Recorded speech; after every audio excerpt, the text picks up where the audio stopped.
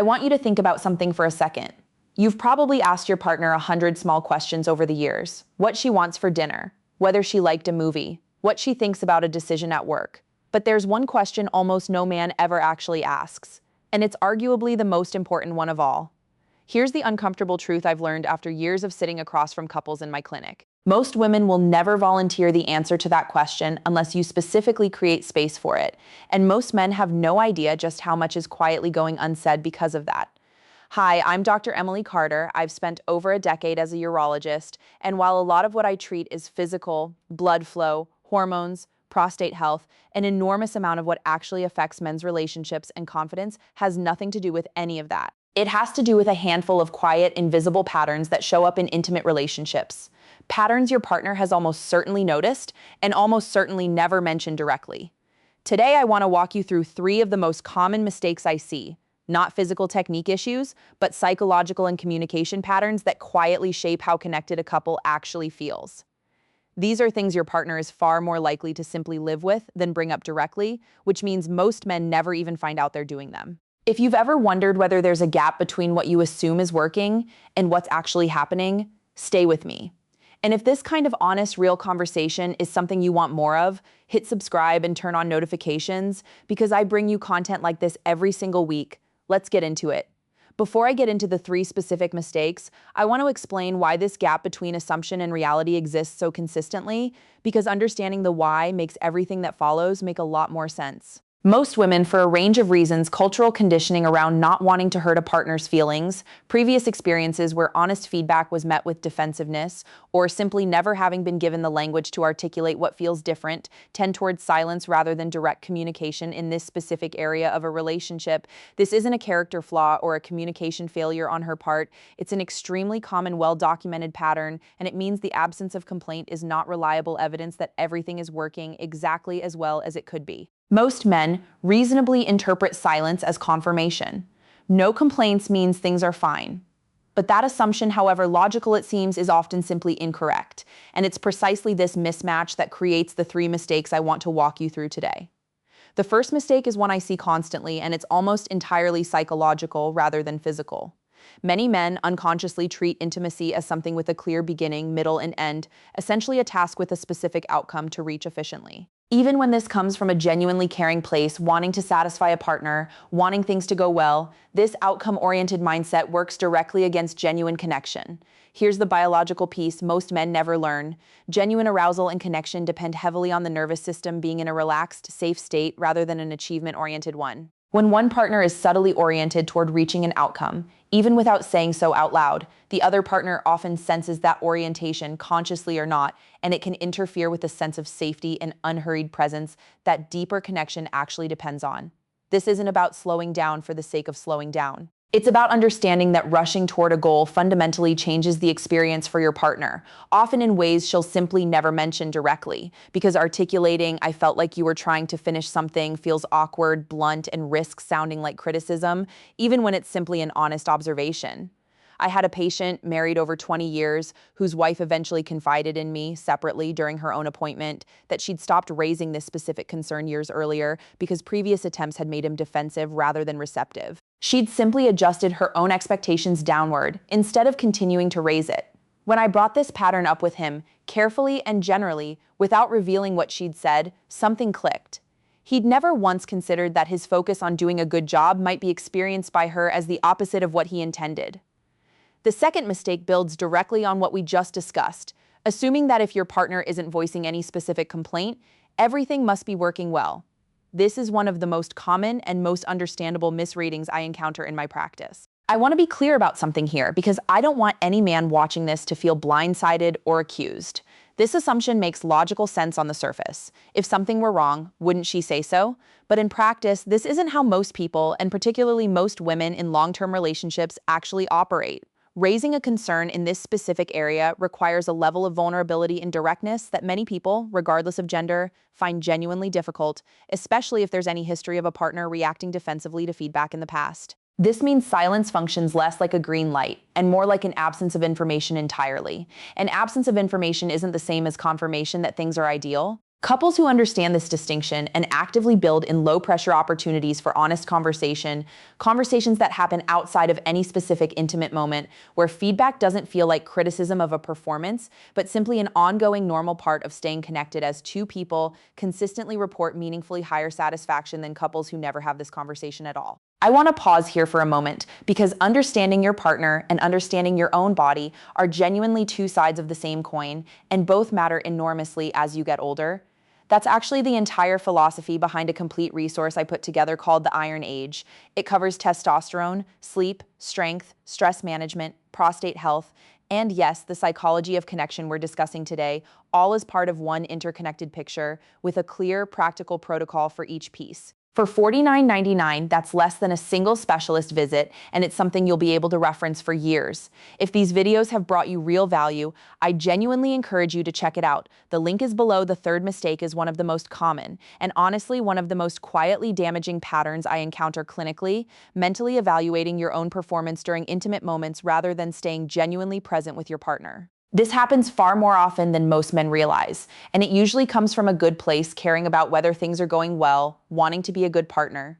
But this internal self-monitoring is physiologically a form of the same stress response we've discussed throughout this video. And here's the part that surprises most patients. This internal state is almost always noticeable to a partner on some level, even when she can't quite articulate what feels different about it. A partner who senses that her partner is partially distracted, internally evaluating rather than fully present, experiences a subtly different, less connected encounter, even when nothing about the actual physical actions has changed at all. This is precisely why two physically similar encounters can leave two entirely different emotional impressions. One involved genuine presence, the other involved a mind partially occupied with self-assessment, and that difference, though invisible from the outside, is often deeply felt. The fix here isn't trying harder to perform well, which paradoxically tends to increase the very self-monitoring that's causing the disconnect in the first place. It's consciously releasing that internal evaluation in favor of genuine attention on your partner and the shared moment itself. I recognize this is genuinely counterintuitive for a lot of men who are conditioned to approach challenges by actively managing and optimizing them. In this specific context, the more effective approach is closer to the opposite: letting go of active management entirely in favor of simple, genuine presence. I want to be very clear about something before I go further, because I don't want any of this to land as criticism. Every single mistake we've discussed today exists because of an information gap, not because of any lack of care or effort. You cannot fix a pattern you don't know exists, and your partner, for entirely understandable reasons, has likely never told you directly. This is exactly why I make videos like this one. Not to make anyone feel inadequate, but to close a gap that, left unaddressed, quietly affects far more relationships than most people realize. Understanding these patterns isn't about becoming a different person. It's about becoming aware of something that's been invisible. And once you're aware of it, it's remarkably easy to adjust.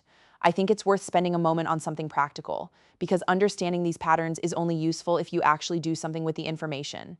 A lot of men, once they understand this gap exists, aren't sure how to actually bring it up without creating an awkward or uncomfortable moment. My advice, based on what I've seen work consistently with couples in my practice, is to raise this outside of any intimate moment entirely, in a completely neutral setting, and to frame it as genuine curiosity rather than self-criticism or anxiety. Something as simple as asking your partner, in a relaxed moment, whether there's anything she's ever wanted to tell you but hasn't, opens a door most partners have been quietly waiting for someone to open. The key is receiving whatever she says without defensiveness, even if it's not what you expected to hear. Since a defensive reaction the first time this happens is often exactly what shuts down this kind of honest communication for years afterward. As we saw with the patient I mentioned earlier, couples who successfully build this kind of open communication into their relationship don't just see improvement in one specific area. They tend to report broader improvements in how connected and understood they feel by each other more generally. This makes sense once you understand what's actually happening. Learning to communicate honestly and receive feedback without defensiveness in one sensitive area of a relationship tends to strengthen that same capacity across every other area as well. I've watched couples come in dealing with what seemed like an isolated concern in this specific area of their relationship, only to discover, once they built genuine open communication around it, that the same skill meaningfully improved how they navigated disagreements, stress, and decision-making together more broadly. This particular topic, uncomfortable as it can feel to discuss directly, often ends up being the doorway to a much broader improvement in how a couple relates to each other. I want to go a little deeper into why the first mistake we discussed, treating intimacy as a task with a destination, is so common among men specifically, because understanding the root of it makes it considerably easier to actually change. A lot of this traces back to how men are culturally conditioned to approach nearly everything else in life as problems to solve, tasks to complete, goals to achieve efficiently. This mindset serves men well in countless areas: careers, physical fitness, household projects. But it's a mismatched framework for genuine emotional and physical connection, which depends far more on presence and openness than on efficient execution toward a defined endpoint. I've had patients describe feeling almost disoriented when I explain this distinction because so much of their life has rewarded exactly the opposite approach. The instinct to do this well by moving efficiently toward completion is, in nearly every other context, a sign of competence. Here, that same instinct often produces the opposite of the intended effect. This isn't a character flaw. It's simply a mismatched tool being applied to the wrong context. And once men understand that distinction clearly, the shift in mindset tends to come far more naturally than they expect. I also think it's worth examining where this outcome-focused mindset actually comes from in the first place, because very few men consciously chose to adopt it. Most absorbed most moment most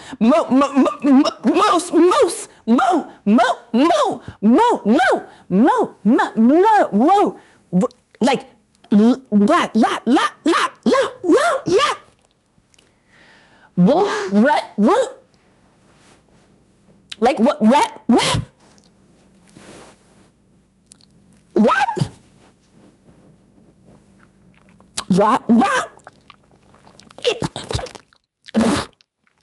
that's what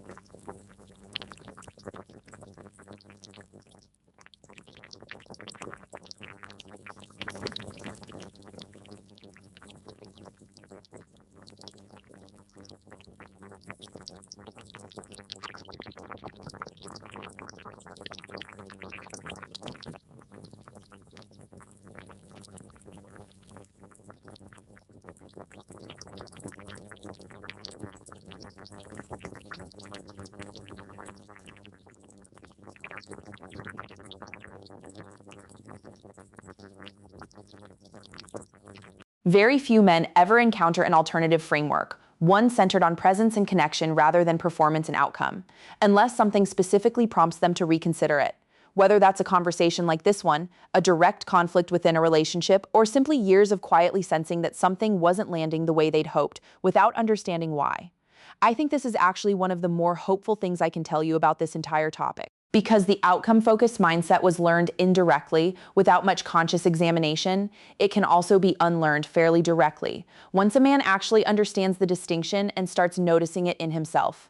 I want to spend some time describing, as clearly as I can, what this actually feels like from a partner's side, because I think concrete description helps this land in a way that abstract explanation sometimes doesn't. Partners of men operating from an outcome-focused mindset frequently describe the experience as feeling slightly rushed, even when nothing was technically hurried in terms of actual time elapsed. They describe a subtle sense of being managed toward something rather than genuinely shared with several patients' partners. Across different conversations over the years, have used strikingly similar language, describing a feeling of being present for someone else's experience rather than a fully mutual one. Contrast this with descriptions from partners of men who've consciously shifted toward genuine presence rather than outcome orientation. The language shifts dramatically toward words like grounded, connected, unhurried, mutual. What's remarkable is that in many cases, the actual physical actions involved didn't change significantly at all. What changed was the underlying orientation, and that shift alone was enough to fundamentally alter how the entire experience was perceived and remembered afterward. I want to draw a direct line between the first two mistakes we discussed because they reinforce each other in a way that's worth understanding clearly. The outcome-focused mindset creates an experience that feels subtly different for a partner. But because most partners default towards silence rather than direct feedback, as we discussed with the second mistake, this pattern can persist for years, even decades, entirely unaddressed simply because nobody ever named what was actually happening. This is precisely why these mistakes tend to travel together, and why addressing one without addressing the other often produces incomplete results. A man who shifts his mindset toward genuine presence but never builds the kind of open communication that would let his partner confirm whether that shift actually landed the way he intended is left guessing just as much as before, simply guessing in a different direction. The two mistakes are genuinely intertwined, and the most complete lasting improvement comes from addressing both together rather than treating them as separate, unrelated issues. I want to share a bit more detail about what change actually looks like when couples successfully work through this, because I think it's genuinely encouraging, and I don't want this conversation to feel purely diagnostic without also painting a picture of what's possible on the other side. Couples who successfully shift both the underlying mindset and build genuine, ongoing communication around this topic consistently describe a noticeably different quality to their relationship overall, not just in this specific area. Partners report feeling more genuinely seen and prioritized. Men report, somewhat to their surprise, that releasing the outcome-focused mindset actually reduced their own anxiety considerably, since there was no longer an internal performance to manage or evaluate. Several patients have told me, sometimes almost sheepishly, that this shift ended up mattering more to their relationship than almost anything else we discussed in years of visits together. This is part of why I feel so strongly about bringing this topic into the open in a clinical, non-judgmental way, rather than leaving it as something couples either stumble into understanding on their own or never address at all. The gap between where most couples currently are and where they could be, with a relatively modest shift in awareness and communication, is often larger than either partner initially realizes. I also want to be honest about something important. Shifting an ingrained mental pattern, particularly one reinforced by years or decades of cultural conditioning, doesn't happen instantly simply because you've now heard it explained clearly.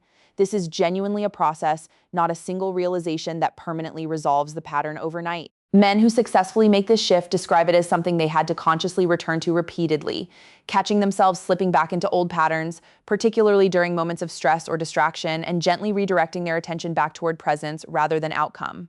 This is completely normal. And I want to normalize it directly because I've seen patients become frustrated with themselves for not immediately and permanently adopting a new mindset the first time they tried. Think of it similarly to how you'd approach building any other new habit. Consistency and patience with yourself matter far more than perfect immediate execution. The goal isn't to never slip back into old patterns, it's to notice when you have and gently redirect, building that awareness gradually over time until presence becomes the more natural default rather than something requiring conscious effort. I also want to address something practical, because not every partner will immediately welcome this conversation, even when it's raised thoughtfully and without defensiveness on your part. Some partners, particularly if there's a longer history of feedback being poorly received in the past, may need time and repeated demonstration of genuine receptiveness before they feel safe raising honest thoughts. If you raise this topic and initially get a vague or minimal response, I'd encourage patience rather than pushing harder in that moment. Trust, particularly around a topic that's felt risky to discuss honestly in the past, tends to rebuild gradually through repeated small experiences of being received well, rather than through a single successful conversation. Continuing to create low-pressure opportunities for honest communication without making your partner feel obligated to produce feedback on demand tends to be more effective over time than a single direct conversation, however well-intentioned. I'll leave you with this. Every one of the patterns we've discussed today exists in the space between two people who both genuinely care about each other, but who've never had the specific information or language needed to close a quiet, persistent gap in understanding. This isn't about either partner doing something wrong. It's about an entirely normal, common information gap that, once named and understood, becomes remarkably straightforward to address. The couples who navigate this well aren't the ones who never experienced this gap in the first place. They're the ones who eventually found their way to naming it honestly, together, and treated that conversation as an ongoing practice rather than a single fix. Before I wrap up, there's one more piece worth adding, because it comes up often enough in my practice that I don't want to leave it out. When you choose to have this kind of conversation with your partner matters almost as much as how you have it.